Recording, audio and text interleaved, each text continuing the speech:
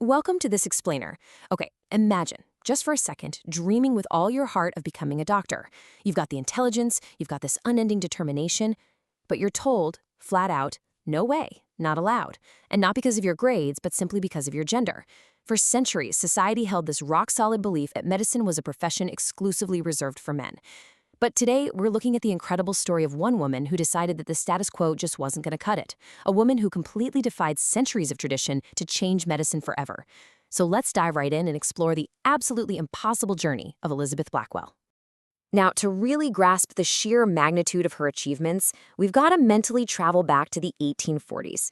Picture the medical landscape of that era. Dreaming of being a doctor as a woman wasn't just, lightly discouraged by parents or teachers. It was strictly, systematically forbidden. The doors were locked tight and the keys were thrown away. The societal consensus was absolute. Women were just not meant for the heavy rigors of medicine. It's kind of hard for us to imagine today, but that was the rigid, unyielding world she stepped into. So who exactly was Elizabeth Blackwell? Well, she was, quite literally, the woman who did the impossible. Elizabeth challenged those deeply ingrained rules, shattered barriers that had stood like stone for generations, and ultimately became the very first woman to earn a medical degree in the United States. Today, we're going to meticulously track her journey to see exactly how one fiercely determined individual managed to break unbreakable rules, and in doing so, opened the heavy doors of the medical field for millions of women who'd eventually follow in her footsteps. Section 1. An Unexpected Calling. The conversation that changed everything. To see where all this fierce determination actually came from, we have to look at her roots. Elizabeth was born in Bristol, England back in 1821. When she was just 11 years old, her family crossed the ocean to the US. Growing up in a pretty progressive family that genuinely valued education and equal rights, she actually didn't originally plan on a career in medicine at all.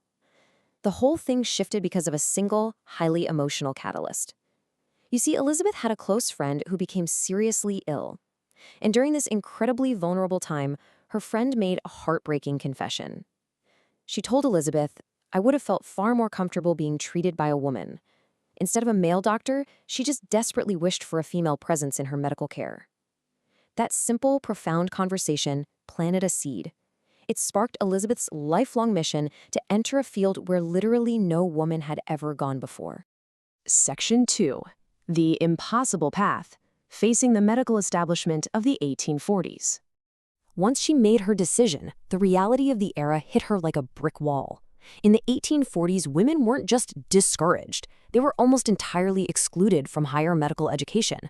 The vast majority of medical colleges flat out refused to even look at an application with a female name on it. So Elizabeth applied to school after school only to face relentless, crushing rejections. And the excuses? They were staggering. Some schools claimed that admitting a woman would completely ruin their prestigious reputations.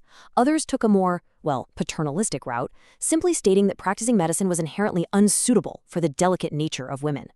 It was just an endless loop of rejection. But then came Geneva Medical College in New York. The story of her admission is just filled with incredible dramatic irony.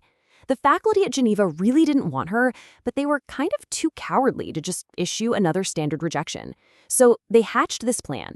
They expected to just pass the buck, assuming the all-male student body would immediately vote to reject her application. But in reality, the male students unanimously voted yes. Why? Because they thought the whole thing was an elaborate joke. So the punchline here is that the joke was entirely on them. Because these male students thought a rival school was pulling a prank with a fake female applicant, they enthusiastically voted to let her in, accidentally making monumental history in the process. To the absolute shock of the faculty and the surrounding community, Elizabeth Blackwell packed her bags and became the school's first ever female student.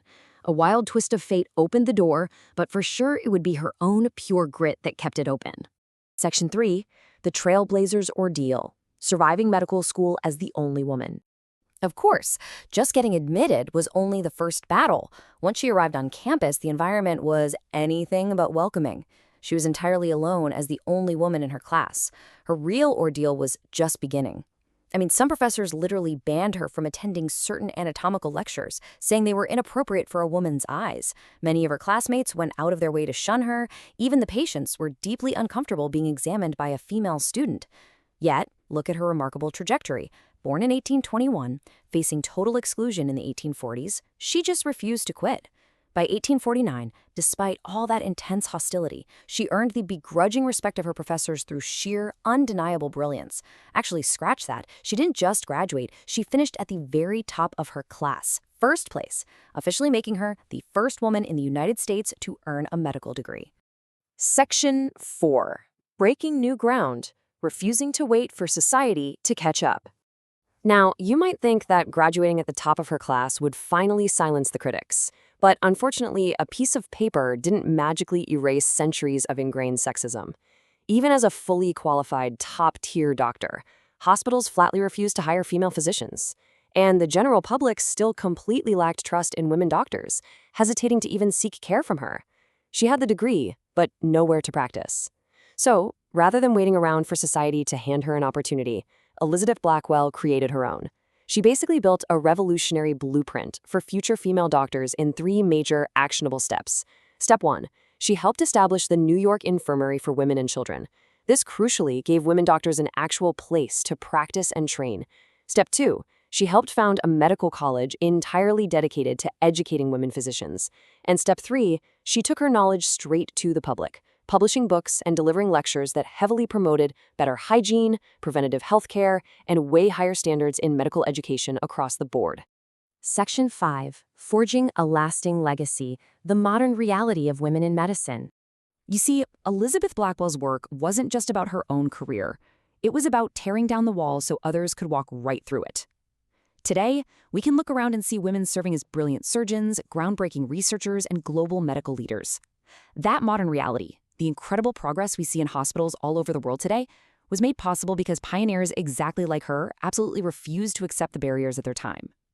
If there is one core truth her entire life proved, it's this: talent, intelligence, and compassion have absolutely nothing to do with gender. By holding firm to this truth, her determination slowly but surely reshaped the whole medical profession into one that is open to everyone. She proved, once and for all, that excellence cannot be confined by societal expectations. Which leaves us with a pretty provocative final thought. The next time you walk into a hospital, or the next time you meet a woman wearing a white coat, remember Elizabeth Blackwell.